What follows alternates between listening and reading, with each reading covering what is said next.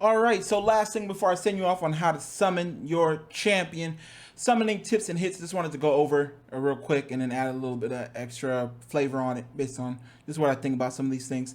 There are no guarantees when summoning champions, none. The process of summoning has a relatively low level of randomness, particularly with fighting traits. So a relatively low level of randomness. There are still a very large number of possible combinations and traits, and it should be expected that results will vary greatly. Until such time as battle masters have a good understanding of genetic traits, it will take multiple summons to achieve a desired outcome. So keep in mind, while this is a very fun game, a very high level of strategy game, and a very potentially lucrative game, it may take a few cycles, even several cycles, to build that perfect champ that you're envisioning right now in this first cycle. With that said, here are a few tips. Use cosmetic traits as a guide to learn more about summoning mechanics. They're a lot easier to see.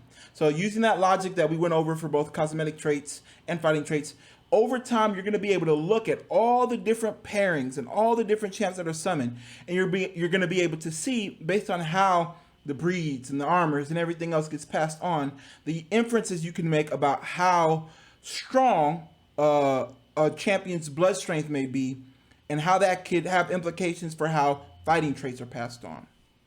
Use wisdom to understand what champions have the fighting traits that you are after.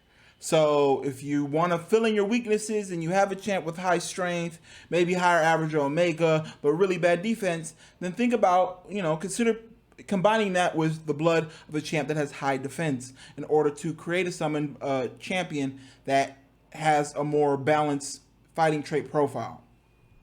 There is no benefit to summoning with unblooded champs, none at all. And if you ever want to do any public summoning, you only get 50% versus the 75% profit of the blood fee if you just do one fight. Half-bloods may end up with improved fighting traits, but purebloods and summoning with purebloods will still have benefits. This is very, very true. And with the alpha that we got released prior to summoning launch, purebloods are very, very valuable. And it may take some cycles for everyone else to key on, combined with people coming in from other communities and hopping on the red wave.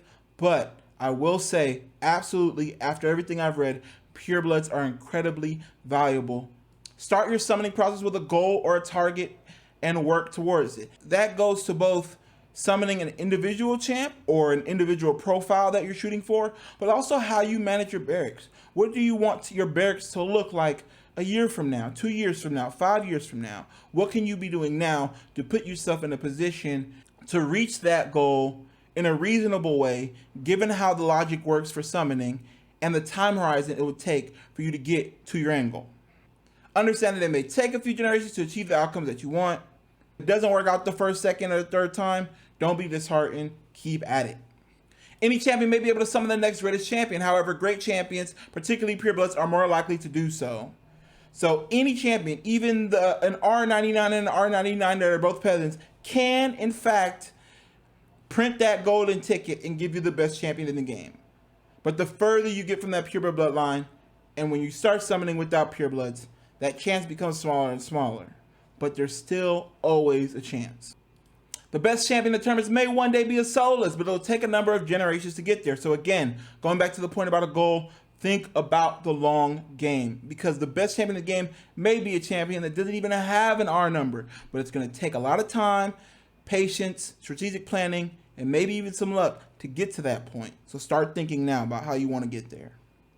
When looking to save money and put your champions into the Summoner Spellbook, watch out for snipers. Remember, if you want to try to save some money by listing the blood of one of your champions and then buying it for one of your other champions, you will receive a portion of that fee based on how much the blood giver has fought in tournaments. But anybody in the game has the opportunity to buy your blood giver's blood for whatever price you set for it. So keep that in mind, be careful, and act quickly. Most importantly, have fun. Enjoy the chances and the vagaries of the summoning process. It is a game after all. Come up with a list of names for your champions that you want to write stories about. Come up with lore. Just enjoy the experimentation and the randomness and precision that can exist in a game like this, given everything we've learned so far. I'm super excited for everybody to enjoy this first cycle of summoning and all the cycles that may be coming or whatever cycle it is for you right now watching this video. And if there's anything that I can do to help you learn more about summoning or anything else about the game, please drop a comment below or feel free to ping me in the Discord, which is also linked in the description. Now that you've learned everything you need to know about summoning, check out this last video on the playlist, how to actually buy blood, list blood, do private summonings, and start your journey in creating the ultimate champion. Linked here.